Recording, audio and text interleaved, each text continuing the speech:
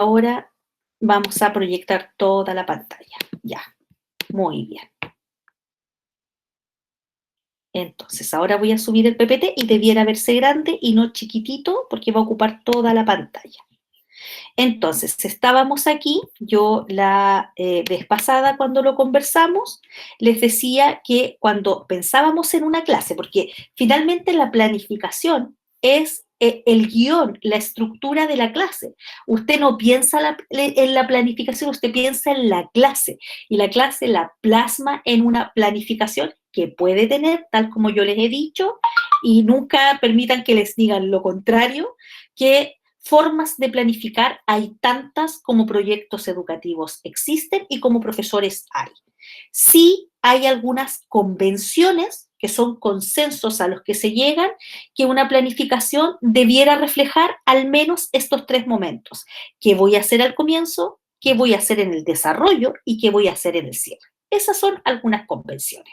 Y sabemos que el desarrollo debe llevarse, ¿cierto?, la mayor parte del tiempo efectivo que usted tiene de clase.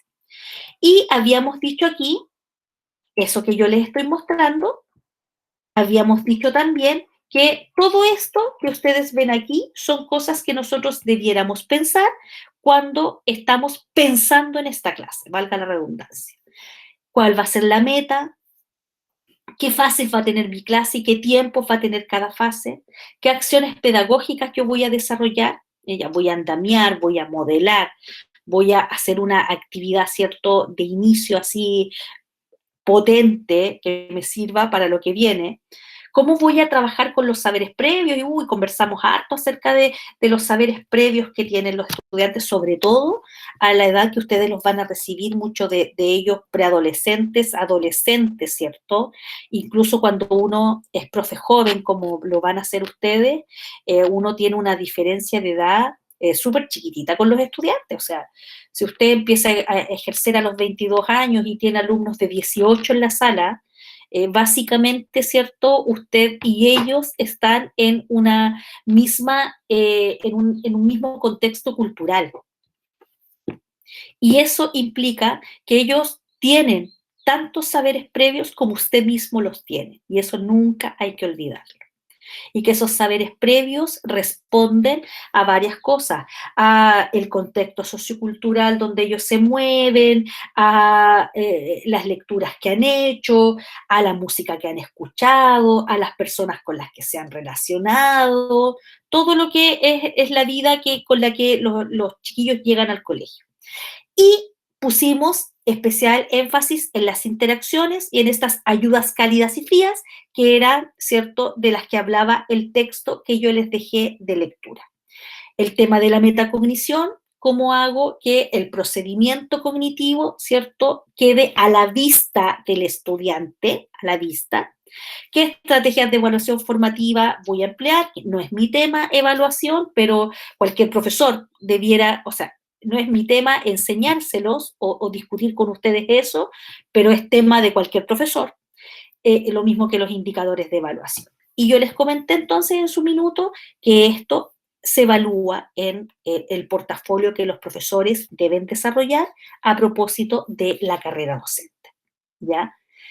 Hablamos de lo que eran las interacciones pedagógicas, que eran estos intercambios, estos diálogos que se producían en la sala de clases, y leímos este ejemplo, que yo se los dejé también en el aula, y que hacía una descripción de una clase que había sido filmada con un profesor que, si ustedes se acuerdan, estaba haciendo clases de matemática, estaba introduciendo el concepto de cuerpos geométricos, distinguiéndolo de figuras geométricas, que es las que se ven primero, se ve figuras, cuerpos y luego redes geométricas, y veíamos cómo este profesor hacía lo imposible porque los alumnos no pudieran llegar a el logro de la meta de la clase. O sea, era el profesor el que ponía todas las barreras de acceso, que es como las llama el decreto 83, que es lo último que vamos a ver este año. Todas las barreras de accesos las ponía el profesor. El profesor no hacía ningún tipo de sistematización ni metacognitiva ni metalingüística, suponía un conocimiento previo, ¿cierto? Lo suponía. Suponía que sus explicaciones eran suficientes porque él preguntaba y se respondía al mismo tiempo. Luego no hacía ningún tipo de monitoreo, no ejemplificaba, no andamiaba, no modelaba, se iba a sentar y como si eso no fuera todo, impedía que los alumnos entre ellos pudieran construir lo que él les pidió, que era esta guía. No hacía ningún tipo de cierre, por lo tanto no había ninguna comprobación de que estos estudiantes estuvieran, sabieran, o supieran, más bien dicho, perdón, supieran de qué era lo que esperaba él de ellos, ¿ya? Que supieran cómo llevar a cabo el desarrollo de la guía. Vimos ese ejercicio, lo leímos y luego hablamos entonces de qué significaba la interacción pedagógica y dijimos que por interacción íbamos a entender la calidad de las explicaciones, la calidad. Y ahí se nos abría en dos ideas fuerza, cómo vinculábamos el conocimiento con los aprendizajes previos, qué tipo de preguntas formulaba este profe, qué ejemplos utilizaba y la claridad con la que exponía. Y veíamos que, en general, si esa clase, si ustedes fueran evaluadores de portafolio y fueran los indicadores, esa clase no cumple con ninguno de los requisitos contenidos en calidad de las explicaciones e interacción pedagógica. Tampoco hacía modelamiento o demostraba algún procedimiento, de hecho nunca lo vimos acercarse a la pizarra, tomar un plumón, hacer el mismo, el dibujo de lo que es un cuerpo geométrico, no lo vimos proyectando, no lo vimos con un material concreto, lo vimos simplemente armado de una guía que los estudiantes debían resolver. Y en la calidad de las interacciones es este aprovechamiento que se hace de las intervenciones de los estudiantes. ¿Por qué? Porque toda la interacción que se pudo producir en esa clase, que era entre pares, ¿ya? Fue acallada por el profesor bajo la lógica de que había murmullo. Y tampoco este profesor hizo la lectura de que esos murmullos tenían que ver con que los alumnos no sabían lo que tenían que hacer y los interpreta simplemente como ruido. Y luego el acompañamiento de las actividades en función del aprendizaje. No hay monitoreo, no hay supervisión, no se recoge información durante la clase a partir del trabajo que están haciendo los estudiantes. O sea, no hay, dígame usted cómo lo hizo, veamos si el error nos sirve para ejemplificar. Y lo más interesante de todo es que este caso que yo les traje no es ficción, es una situación que está tomada,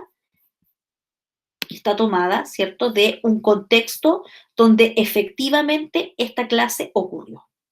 Y clases como esa son las que finalmente nos dan indicadores sobre aquello que debiera tener una clase que tiene una dinámica súper distinta a esta. Y para eso yo les mostré aquí algunas preguntas categorizadas respecto a esta dialéctica que nosotros podemos establecer y que parece tan espontánea, pero que finalmente tiene que estar tan clara en la mente del profesor, que cada pregunta que ese profesor hace tiene una intencionalidad. ¿Ya? Y obviamente yo puedo pensar en qué preguntas voy a hacer.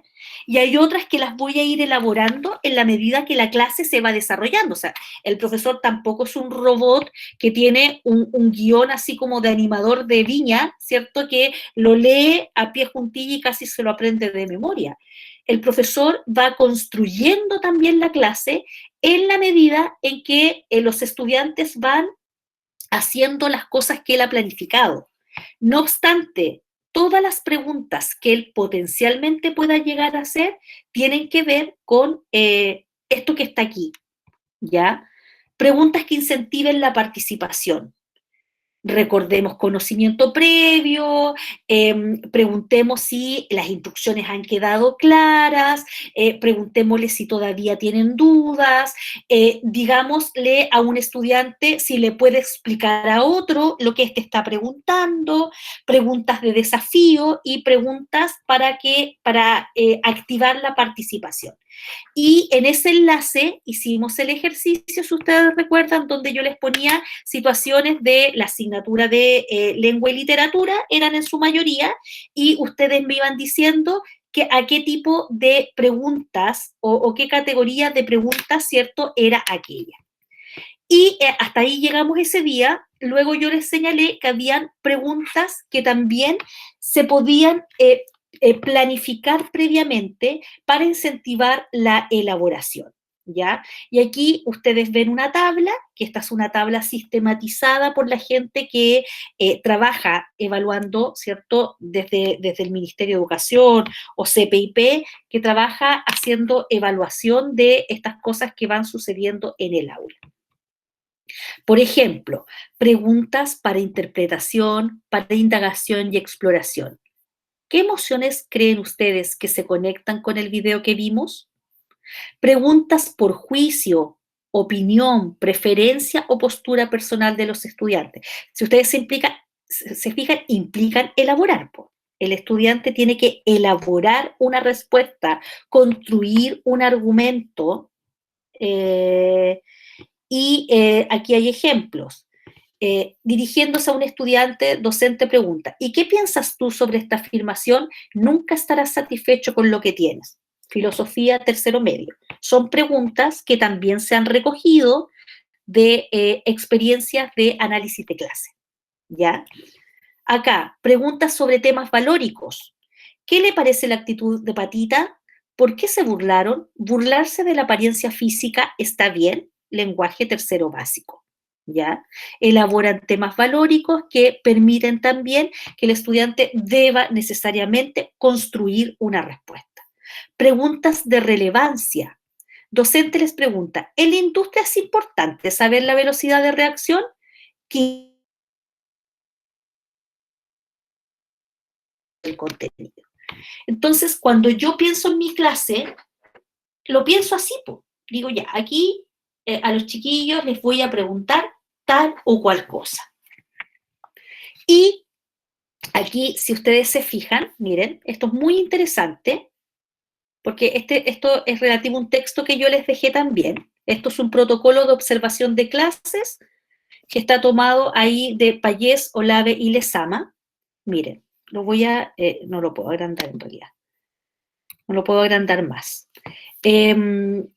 Aquí, si ustedes se fijan, en la primera parte de esta tabla hay una dimensión analizada y aquí está la forma predominante de la tarea, de la resolución de la tarea, la intención de las preguntas del docente, el objetivo y características de las respuestas de los estudiantes, la evaluación de las respuestas por parte del docente, la búsqueda de soluciones distintas a la oficial, a la voz del docente, y el objetivo de tareas propuestas.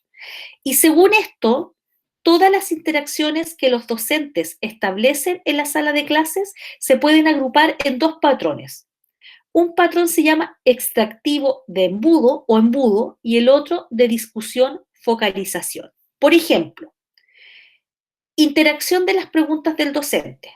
En el patrón extractivo embudo, que son comportamientos de los docentes en la sala de clase, que se sistematizan y se establece un patrón, que es una forma de conducta, está el averiguar si el estudiante comprendió la información proporcionada, asegurarse de que lo siguen y que todo va por buen camino, buscar que el estudiante proporcione la respuesta oficial esperada por el docente.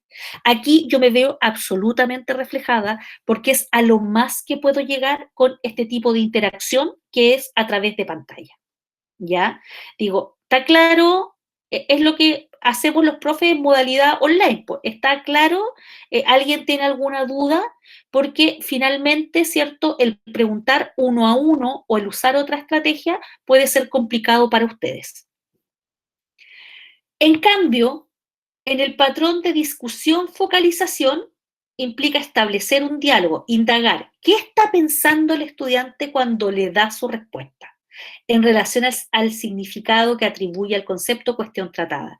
Permitir la aparición de errores que puedan tratarse en clase. Entonces, si ustedes se fijan, acá, por ejemplo, en el objetivo y las características de las respuestas de los estudiantes, también lo podemos mirar en torno al patrón extractivo embudo, que es cómo se gestó esa clase que analizamos, esta del profesor de las figuras geométricas, donde las respuestas, ¿cierto?, son mero trámite, o las preguntas son un mero trámite para el profesor. No hay ninguna solicitud de que los estudiantes demuestren que lo están haciendo bien o que lo están haciendo mal, y no hay ningún tipo tampoco de intencionalidad de establecer un diálogo con los niños de ese curso. Y aquí en esta lámina lo que les estoy mostrando es ahora en el patrón grande, ¿cierto? El tema de las interacciones pedagógicas. Esto se los mostré la vez pasada, por lo tanto me lo voy a saltar. Y entonces hablábamos de retroalimentación y aquí quedó dada una lectura. Y yo se las di fundamentalmente porque les comenté en esa clase que cuando uno medía tamaño del efecto, es decir, qué medida o qué política o qué acción pedagógica es más efectiva de implementarse en la sala de clases. Y aquí Hattie, en el año 2009, evaluó lo que se llama tamaño del efecto, que yo les dije que era una nomenclatura estadística, el tamaño del efecto de muchas acciones que ustedes deben reconocer. Por ejemplo, agrupar por habilidades, el tamaño del curso, tener 25 respecto de tener 42, las pruebas frecuentes, las expectativas del docente, las tutorías de pares y así hacia arriba hasta llegar a la retroalimentación. Y él demuestra en esta investigación que lo que más efecto tiene es la retroalimentación, ¿ya? Por arriba de las relaciones docente-estudiante, que son súper importantes, miren, es un punto menos nomás. Pero si ustedes se fijan, el efecto que tiene la retroalimentación respecto del tamaño del curso, miren, hay ahí como 50 puntos de diferencia. Y esto tiene que ver porque efectivamente cuando nosotros pensamos en la retroalimentación, acá, estamos pensando en todos los factores mediadores que van a permitir que un estudiante, ¿cierto?, alcance el logro de la meta que usted se ha propuesto. Miren esto, de acuerdo a las características de los estudiantes con bajo desempeño, o sea, aquellos que no necesariamente les cuesta, tienen bajo desempeño por distintos motivos, requieren retroalimentación inmediata, explícita y dirigida. Inmediata, explícita y dirigida. A ese estudiante que tiene más dificultades en su asignatura, el lenguaje, la retroalimentación le tiene que llegar lo más pronto posible. ¿Ya? ¿Por qué? Porque ya sabemos que la retroalimentación, es decir, decirle qué hizo bien, qué hizo mal, qué puede hacer para mejorar, cómo se hace, es lo que ese estudiante requiere necesariamente. Y acá, en estos círculos concéntricos, círculos y óvalos, hay varias cosas importantes. Por ejemplo, Schut en el año 2008 elaboró una guía para una retroalimentación formativa y que nos señala que hay que proporcionar retroalimentación elaborada, centrada en la tarea, con sugerencias de mejora. Elaborada, es decir, no es cualquier cosa, es pensar que ante un ejercicio mal resuelto, una lectura mal comprendida, yo debo poder saber qué tengo que decirle de vuelta a ese estudiante. También dice usar mensajes claros y específicos, ¿ya? Esto que estás haciendo puede mejorar si tú haces tal cosa. Por ejemplo, yo tengo a los alumnos planificando un texto y les he pedido que en la etapa de la elaboración del borrador, ¿ya? Construyamos ideas, ideas que estén puestas, lo voy a poner de esta manera, construidas a partir de, no sé, frases u oraciones con sentido completo. Y el estudiante presenta un listado de palabras, ¿ya? Yo no estoy diciendo que una planificación no pueda ser un listado de palabras, sino es lo que ha pedido este profesor. Por lo tanto, cuando yo le devuelvo la planificación, no le digo su borrador está malo, vaya y hágalo de nuevo, porque entonces es lo mismo que no le diga nada a un estudiante. Si yo no le digo, tiene que transformar estas palabras en ideas puestas en frases u oraciones, no tiene cómo saberlo, ¿ya? Otras cosas que nos dice Schut: no usar la retroalimentación como comparación entre estudiantes. A estos lo hicieron súper bien, ustedes no lo hicieron tan bien. No limitarla solo a una nota, evitar la frustración y la baja autoestima, ¿ya? Y además hemos aprendido de Bennett, Gibbs y Simpson que la retroalimentación implica factores mediadores, implica tener interacción entre la característica de la tarea, los estudiantes y el contexto. Y de Hattie, que es el mismo que nos mostraba el tamaño del efecto, y Timperley, que la retroalimentación debe estar centrada en la tarea, debe estar centrada en el proceso de la tarea, en la autorregulación y en la persona. Y entonces, el texto que ustedes leyeron también aportaba información respecto a la retroalimentación cálida y a la retroalimentación fría. ¿Alguien me puede decir de qué se trataba? Que haya leído el texto y que haya recogido un par de ideas sobre lo mismo.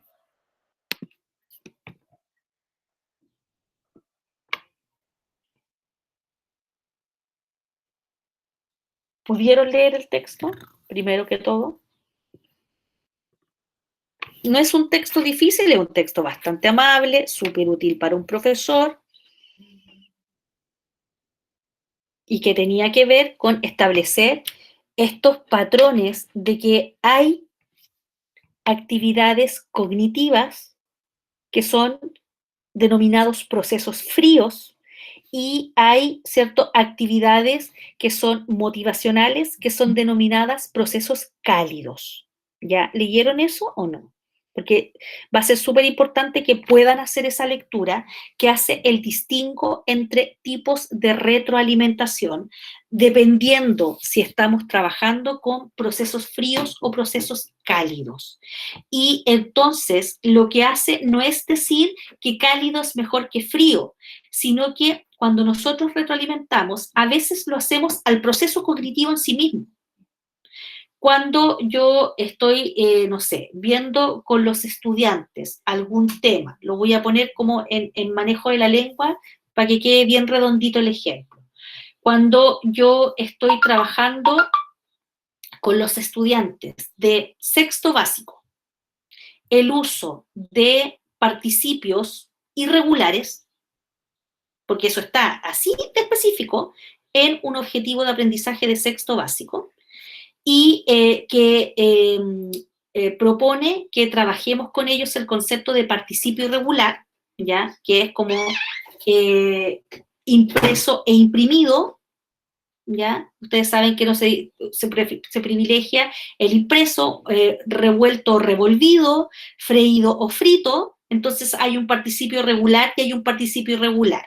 Y el objetivo de aprendizaje número 21 de sexto básico dice que debemos trabajar con los niños los participios irregulares y cómo estos se seleccionan para la construcción de textos. Sí, el tema como de las metas, sí, depende del proceso. Entonces, cuando estamos trabajando procesos cognitivos fríos, así, y estamos reconociendo qué es un participio irregular, lo que estamos haciendo es trabajar con un proceso cognitivo que tiene que ver, ¿cierto?, con la identificación de la naturaleza del verbo y que este verbo tiene formas no personales o no conjugadas y dentro de esas formas no conjugadas están, ¿cierto?, estos participios irregulares que además pasan a formar parte de verbos compuestos, ¿ya? He impreso, he revuelto, ¿ya? Y entonces, cuando yo estoy retroalimentando ese proceso, estoy retroalimentando un proceso frío, cognitivo, que necesita una precisión. Pero cuando estoy trabajando, por ejemplo, en escritura, voy a volver a escritura, o en lectura, y yo les digo a los chiquillos, ya, vamos a hacer esta lectura, supongamos que vamos a leer La Casa de Asterión de Jorge Luis Borges, porque estoy trabajando, ¿cierto?, a lo mejor lectura comparada y estoy trabajando con el mito del Minotauro y estoy trabajando paralelamente con La Casa de Asterión de Jorge Luis Borges, que me imagino que lo han leído, porque es un cuento así de culto, un mito de culto, un relato más bien dicho. Entonces yo les digo, vamos, leamos La Casa de Asterión y veamos, porque ya leímos el mito del Minotauro y vimos, ¿cierto?, la crueldad de esta bestia, cómo está planteado en el mito, cómo es su origen, que es un origen innoble, qué sé yo. Y luego vamos a leer La Casa de Asterión, que es un relato bellísimo, lleno de metáforas, que el relato en sí mismo, ¿cierto?, es tremendamente conmovedor, y los aliento a la lectura y les digo, vamos, tenemos que poder ahora mirar otra perspectiva. Imaginémonos ahora, tratemos de imaginarnos al Minotauro con otros ojos. ¿Cómo creen ustedes que era la intimidad del Minotauro? Ya, ahora vamos a leer. Entonces, estoy haciendo, ¿cierto?, retroalimentación del proceso de lectura y estoy instando a que ellos puedan comentar, leer, etcétera. Es un poco más complejo el texto, pero se lo estoy resumiendo así, bien, en 3 líneas, porque deben leer, ¿ya? Ahora, esto que hemos estado conversando, o que yo les he estado exponiendo, lo vamos a verificar ahora en un segundo ejercicio de planificación. Y entre los compromisos para los que llegaron tardes es que yo, entre lunes y martes, les envío a los que les debo todavía la planificación. Me llamó mucho la atención que es como que se relaciona con los autoconceptos de los estudiantes. Claro, pues que trabajar con autoconcepto es súper importante y es una cosa súper bonita, que tiene que ver con cómo cada uno de nosotros se percibe. Eso tiene que ver con las teorías, teorías motivacionales. Cómo cada uno de nosotros se percibe y cree en sí mismo que tiene ciertas condiciones para hacer ciertas cosas o no. Bien, voy a pasar entonces a la siguiente actividad de planificación. Muy atentos todos y todas. Está en esta misma, en este mismo PPT. Dice, siguiente planificación en duplas. No olvido mi compromiso de trabajo colaborativo y además porque esta planificación emerge de sus prácticas, ¿ya?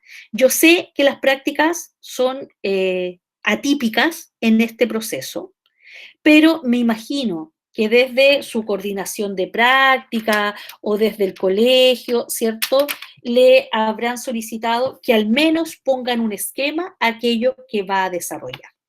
Lo está implementando usted a través de clases online, lo está haciendo para el diseño de una cápsula, lo está haciendo para grupo pequeño. Tienen que tomar una planificación que se haya generado en el proceso de práctica. No la van a poner en ningún formato que no sea en el que ustedes ya la tienen. O sea, si está en el formato beta, en el formato beta. Si está en el formato del colegio Juanita Fernández, Juanita Fernández. Si está en el marco de un curso de cuarto medio que está en PASE, en ese formato. No es relevante el formato acá. Entonces, van a tener que recoger una planificación de alguna actividad realizada en su proceso de práctica. Una cápsula, una clase. Si ya la implementó, pues, o sea, idealmente tomen algo que ya esté hecho. Si ya la implementó, haga una revisión de la misma. Eso es lo que vamos a hacer en este ejercicio de planificación. Vamos a tomar algo que ya está hecho y lo vamos a mirar con los siguientes indicadores o bajo las siguientes condiciones. 1. Actividades de sistematización metacognitiva y metalingüística. Recuerden que la sistematización son esos momentos de la clase en que usted va, de alguna manera, ¿cierto?, amarrando lo que estamos aprendiendo. Y lo hace a través de procedimientos metalingüísticos. Le pide a los alumnos que repitan, les dicen que expliquen con sus propias palabras, les dicen ya, entonces, ¿cuáles son las palabras más relevantes que resumen lo que hemos aprendido hasta acá? Les pide que hagan un breve resumen oral, por eso es metalingüístico o metacognitivo. Usted les dice ya, entonces, ¿qué hicimos hasta aquí? ¿Qué hicimos hasta aquí? Ya, hicimos una planificación, hicimos esto, luego revisamos, luego nos fijamos en esto otro. Entonces, tiene que volver a mirar esa planificación desde esta perspectiva. Esa planificación tuvo momentos de sistematización donde usted les dijo ya, vamos a anotar entonces, mira, son 10 para, me quedan 10 minutos. Vamos a anotar entonces esto que ustedes han aprendido. Anótenlo en su cuaderno, dejémoslo en la pizarra, intervengamos el PPT. Y si no lo tienen, si no lo encuentran, tienen que intervenir su planificación. Es decir, tienen que poner, como les voy a poner más abajo, en rojo, cómo lo habría hecho. Antes, durante o después o en alguno de los momentos. Segundo, va a volver a mirar esa planificación sobre las preguntas que hizo o que debió hacer. Si usted hizo preguntas y las tiene marcadas, identifíquelas y mire la clasificación que yo les acabo de mostrar y vea cuál era el sentido de esas preguntas que usted hizo. Y si no las tiene puestas, anote allí con rojo qué preguntas debió haber ido formulando en los distintos momentos. Y luego vuelva a mirar su planificación y dígame si usted tiene aquí explicitado cómo va a ir retroalimentando o cómo debió haberlo hecho. Solo destaca con rojo estos aspectos, no importa el formato de la planificación que usted haya usado. Es decir, vuelvo atrás y entonces voy a volver donde están ustedes, les estoy buscando. Vuelven atrás, en mi grupo igual somos 3, no hay problema, ¿ya? Si yo no tengo práctica este semestre, pero Sebastián, ¿tuviste prácticas en algún momento? ¿Tienes planificaciones guardadas de la época en que tú hiciste práctica? Busca una de esas, ¿ya? O asóciate con algún compañero que esté haciendo práctica este semestre, porque lo que vamos a hacer es abrir la planificación y mirarla ahora profe, cuando las clases no son tan estructuradas por el formato del programa o curso, ¿se reformula? No reformule nada. Por eso yo les decía, no importa cómo sea la planificación, si usted dice, ya, no era como la que hicimos la primera vez, no, que no siempre va a ser así. Lo que tiene que mirarla ahora es decir, a ver, en este minuto, aquí, cuando yo estaba explicando esto, aquí yo debiera haber preguntado esto y esto otro. Lo pongo en rojo. Es como el ejercicio que hicimos, ¿cierto?, con el profesor de las figuras geométricas, cuando le destrozamos su clase, no se reformula, querida, no se reformula. Cuando le destrozamos la clase al profesor, y imagínense que nosotros hubiéramos puesto comentarios al margen, así, insertar comentarios. Aquí el profesor debió haber verificado. Cuando les dijo, ¿se acuerdan lo que eran las figuras geométricas? Y los niños le dijeron, sí. ¿Cuántos niños? Por ahí se escuchó un sí. El profesor hizo algún ejercicio para verificarlo, les tiró un mono en la pizarra y les dijo, ya, esto era un cono o un cilindro, que todo el mundo los confunde, todo el mundo dice cono de confort, y esto es un cilindro, ¿ya? Entonces, ¿hizo esa comprobación? No la hizo ya.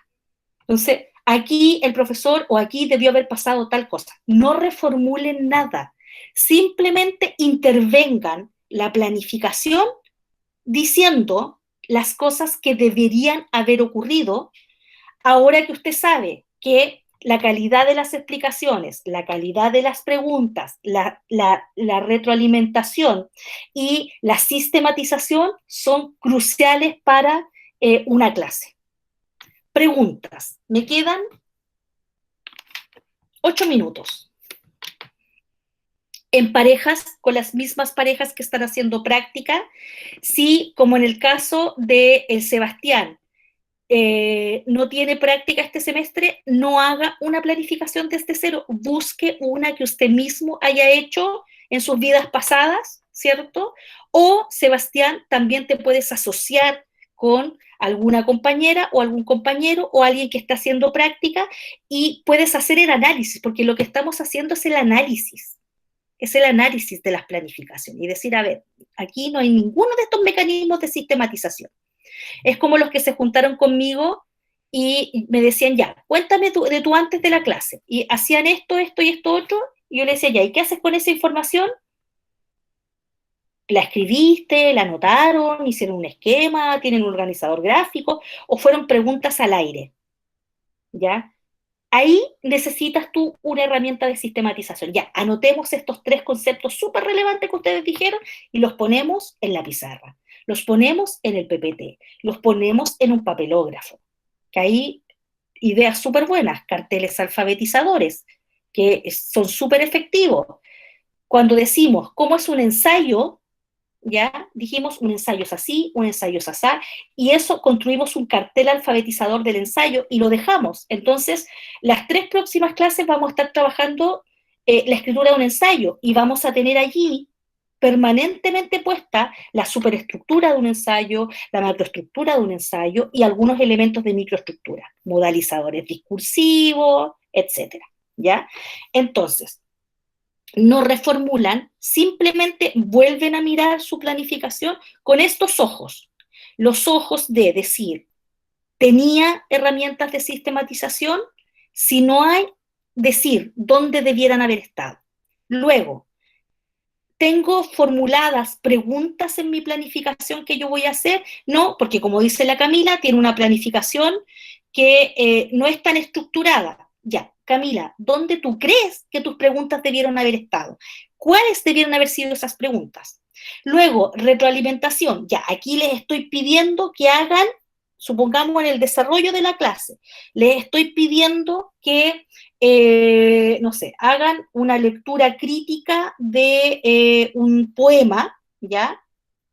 Y cómo yo les digo, ya, voy a hacer un par de preguntas, cómo yo retroalimento, qué es lo que voy a hacer ahí, qué les voy a decir de vuelta. Esas son las cosas con las que vamos a mirar las planificaciones. No se rehacen, no se reformulan, se intervienen. Es como que ustedes van a ser revisores de planificaciones. ¿Para qué? Para que en la siguiente construcción de planificación, que puede ser desde cero, ustedes vayan sumando todo lo que vimos en la primera parte, que era cómo se establece la meta, cómo se desagrega lo procedimental, lo conceptual, lo actitudinal, el inicio, el desarrollo y el cierre, los indicadores de evaluación, y ahora además le sumo, ¿cierto?, estas cosas que piensan en el estudiante, que es lo que se denomina el modelado del pensamiento. Cuando usted modela el pensamiento, lo que está haciendo es construir, ¿cierto?, una reproducción de lo que el estudiante debería estar haciendo en su clase.